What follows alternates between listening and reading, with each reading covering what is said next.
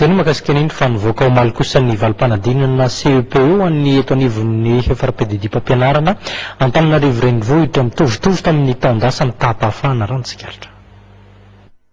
Nahatratra 7,9 ny tahapahafahana fanadinana CEPE ho an'ny farim-PDD-pampianarana Antananarivo renivohitra. Navoaka tamin'ny-pomba ofisialy omaly tokoa izany valim-panadinana izany. Ny Lomay teny amin'ireo sekolim-panjakana avokoa ny rehetra ijerin'ny valim-panadinana izany. Faly tokoa ireo ankizy afaka. Azabaina manao na fihetsem-po?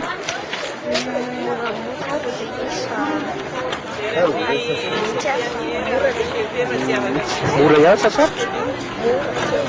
Manao ahoana ny ezaka zany zao sa ahoana? Faly be. Anao inona zany zao se? Vakansa?